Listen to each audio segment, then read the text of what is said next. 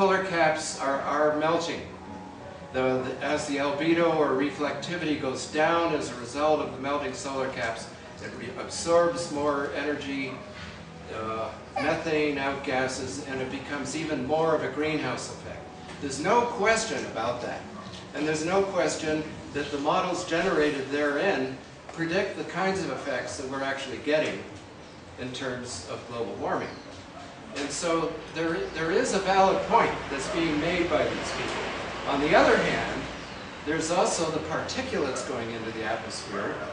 And we're going to hear a little bit about chemtrails from Galen a little later, about being one of the kind of, quote, secret, politically incorrect to point out causes of so-called global cooling, which screens the sunlight and tends to make the atmosphere cool off. Now you might think, oh, well, the answer there, as the Council on Foreign Relations said, and a number of professors that they have hired, they published an article recently saying, wouldn't it be great if we spewed particles into the atmosphere to screen out sunlight to offset the effects of global warming? It's a great idea, isn't it? This is the Rockefeller crowd. The problem with that, of course, is that the physics is totally different. It's more than just warming, cooling. That's really simplistic. And then it really occurred to me that, my God, the physics is so different. Like, for example, if you were to take particles out of the Earth's atmosphere and not spew any more particles there, it would only be 2 or 3 days before things come back into equilibrium. However, if you put carbon dioxide or methane into the atmosphere, and let's say we stopped burning hydrocarbons, just like that, it would take close to 100 years for the atmosphere to regenerate. And meanwhile, we have these problems coming up. So my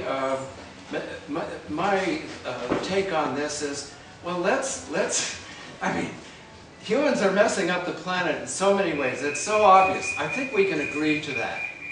And that we could also agree that there are solutions if we can only lean into them. But we've been so brainwashed. And there are psychological studies that have been done that show that when people are presented and hammered a certain truth again and again and again, and there's some dramatic event like 9/11, this research was done and popularized by an author called Barry Zwicker, that the right brain takes in this information, internalizes it deeply within the unconscious, and as a result of all that, they buy that story, even though logically it may turn out to be a lie. So like 9/11, dramatic event, newscasters, again and again, 19 Arab hijackers, the fire from the collision destroyed the buildings. Everybody bought that story. There's now an emotional appeal worldwide to avoid emissions. And that appeal, I think, is on the right side of the issue. However, that's being ingrained again and again and again and again, and then the mantra becomes global warming, climate change, global warming, climate change, global warming, climate change. And everybody says, oh, we got to do something about this. And all you have to do is download almost on a daily basis.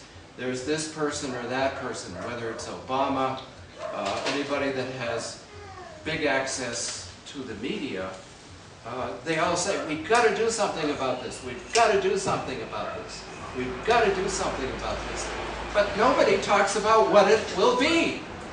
Now you do have people like Harvey Wasserman and other people that suggest a solar-topia or a solar wind energy economy to replace the burning of hydrocarbons.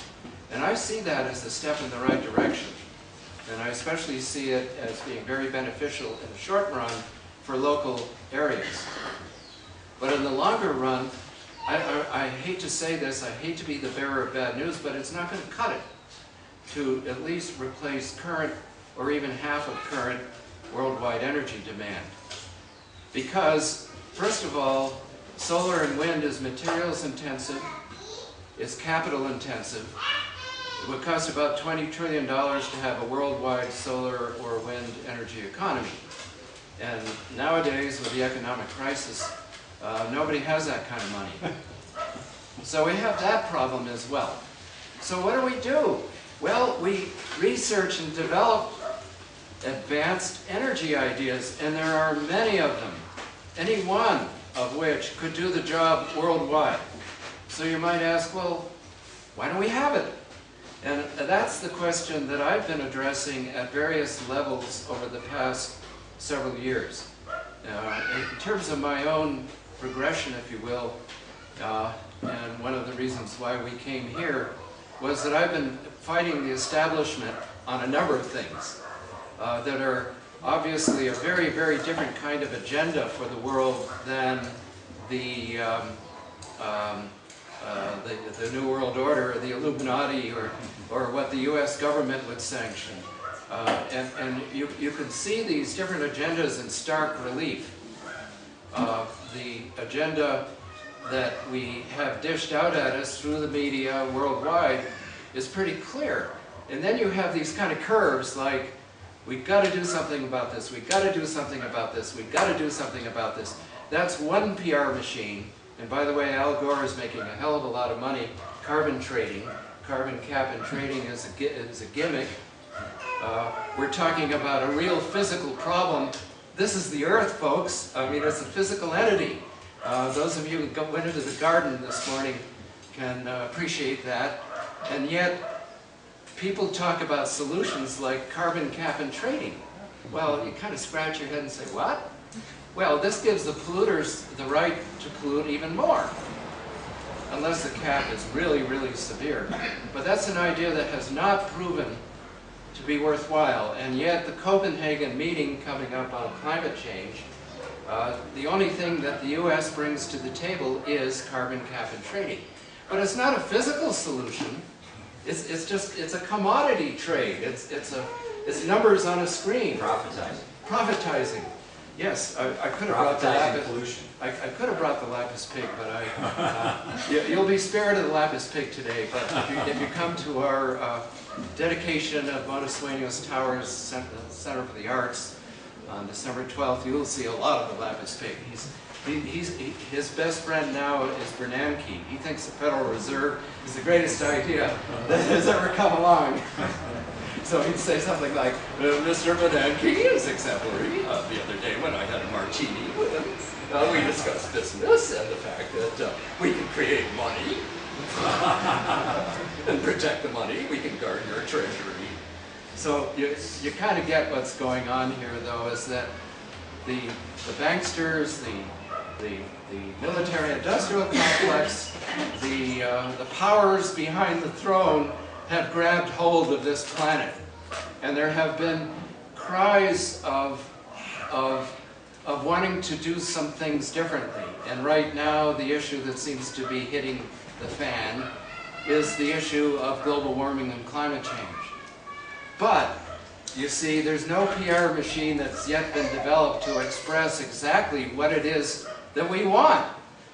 Well, we need to take these progressive critiques a little bit further in this polarization. Not only do we need to transcend the debate on, oh, are they causing climate change or not?